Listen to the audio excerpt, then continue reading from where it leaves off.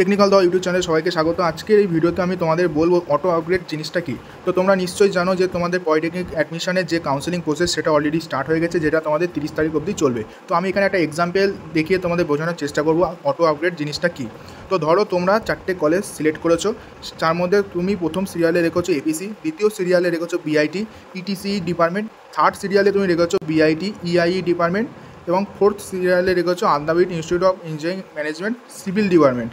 ধরো তুমি first কাউন্সেলিংয়ে result বেরোনোর পর তোমার যে রেজাল্টটা আসলো সেটা তোমার 4 নম্বরে কলেজটা এসছে। এবার ধরো তোমার ওই 4 নম্বর কলেজটা পছন্দ না, তুমি ওখানে অ্যাডমিশন নিতে চাইছো না, তুমি উপরে যে কলেজগুলো সাজিয়েছিলে ওর মধ্যে একটা কলেজ তুমি চাইছো।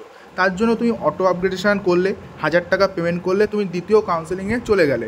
এবার ধরো দ্বিতীয় কাউন্সেলিংয়ের রেজাল্ট আসলো, দ্বিতীয় কাউন্সেলিংয়ের রেজাল্টেও তুমি সেই 4 নম্বরের কলেজটায় ব্যাক পেলে, উপরের কলেজগুলো পেলে না। তো দ্বিতীয়বারও তুমি অটো আপগ্রেডেশন করতে পারো, 8 টাকা পেমেন্ট করতে হবে না, যেহেতু তুমি একবার 1000 টাকা পেমেন্ট করে ফেলেছো। তো দ্বিতীয় কাউন্সেলিংয়েও তুমি অটো আপগ্রেডেশন করলে, দেন তুমি 1 নম্বরের কলেজ এপিসি পেয়ে গেলে। এই যে তুমি উপরের কলেজগুলোর মধ্যে একটা চান্স পেতে পারো, এই জিনিসটাকেই বলা হচ্ছে অটো আপগ্রেডেশন।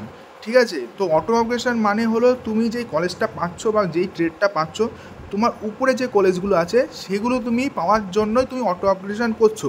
এবং একটা কথা বলে দিই, অটো আপগ্রেডেশন মানে এই না যে তুমি উপরে কলেজ পেয়ে যাবে। অনেক সময় পাওয়া যায়, অনেক সময় যে কলেজটা আগে পেয়েছিলে ওটাই রিটার্ন চলে আসে। সমস্ত র্যাঙ্কের উপর নির্ভর করে এবং কাট অফের উপর নির্ভর করে। তো আজকের এই ভিডিওটা এই অবধি ছিল, কেমন লাগলো সবাই বলবে। এরপরেও যদি কারো বুঝতে অসুবিধা হয় কমেন্টে সবাই বলবে।